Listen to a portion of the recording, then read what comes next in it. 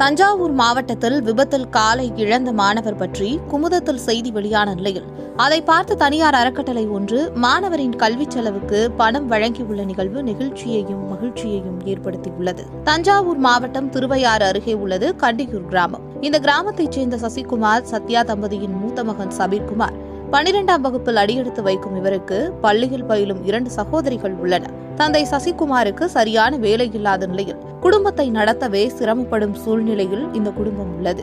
இதனிடையே திடீரென விபத்து ஒன்றில் காலை இழந்துள்ளார் சபீர்குமார். ஆனாலும் படிப்பில் ஆர்வமுள்ள தனது மகனை மேலும் படிக்க வைக்க உதவி செய்யுங்கள் என்று அவரது தாய் சத்யா குமுதம் மூலம் வேண்டுகோள் விடுத்திருந்தார்.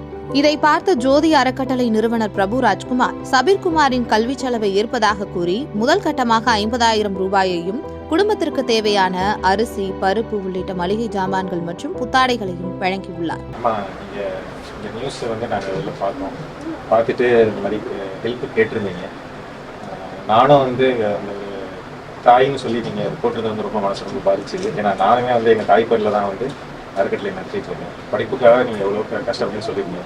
ஸோ அதனால் எங்கள் அறக்கட்டளை மூலிமா இந்த பையனோட இப்போ +2 படிக்கிறாங்க, அதுக்கும் காலேஜ் படிக்க போகிறதுக்கும் எங்கள் குடும்பத்தோட வாழ்வாதாரத்துக்கும் முதல் கட்டமாக 50,000 ரூபா நான் கொடுக்குறோம். வச்சுங்க, பையனோட ஃபீஸை கட்டுங்க. காலேஜுக்கும் இது ஒரு முதல் கட்டமாக நீங்கள் வச்சுங்க, நீங்கள் உங்கள் வாழ்வாதாரத்தையும் பார்த்துங்க. அதே மாதிரி புத்தாடைகளும் உங்களுக்கு கொடுக்குறோம், அரிசி மளிகை பொருட்கள் போடுறோம். குமுதம் டிஜிட்டலில் வெளியான செய்தியை பார்த்து சசிகுமார் குடும்பத்திற்கு ஜோதி அறக்கட்டளை உதவ முன்வந்த நிலையில் தனது மகனின் வாழ்வில் ஒளியேற்றி வைத்த குமுதம் மற்றும் ஜோதி அறக்கட்டளைக்கு சபீர்குமாரின் தாய் சத்யா மனமார்ந்த நன்றியை தெரிவித்துக் கொண்டார். குமுதம் டிவியில் நியூஸ் கொடுத்துருந்தேன் சார். இதுமாரி என் பையன் படிப்பு செலவுக்காக உதவி பண்ணுங்கன்னு சொல்லி அதில் நிறையா பேர் ஃபோன் பண்ணி கேட்டாங்க.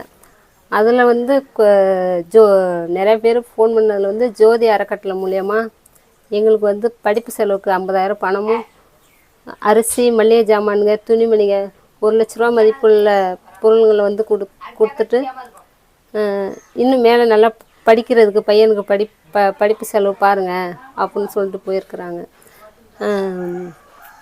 இதே மாதிரி என் பையன் நல்ல படித்து நல்ல நிலைமைக்கு வந்ததுக்கப்புறம் அவன் இன்னும் ஒரு 4-5 பேர்த்துக்கு அவன் இன்னும் நல்லது தான் செய்வான். அதனால் எங்களுக்கு இந்த உதவி பண்ண ஜோதி அறக்கட்டளைக்கும் குமுத சேனலுக்கும் நன்றி சார். தனது மகன் படித்து முடித்து வேலைக்கு சென்றதும் தங்களுக்கு கிடைத்த உதவி போல் மற்றவர்களுக்கு உதவி செய்வார் என்று மாணவரின் தாய் நெகிழ்ச்சியுடன் கூறியது சங்கிலி தொடராக நடைபெற்றால் பல ஏழை குடும்பங்களின் வாழ்வில் ஒளி கிடைக்கும் என்பதுதான் நிதர்சனம்.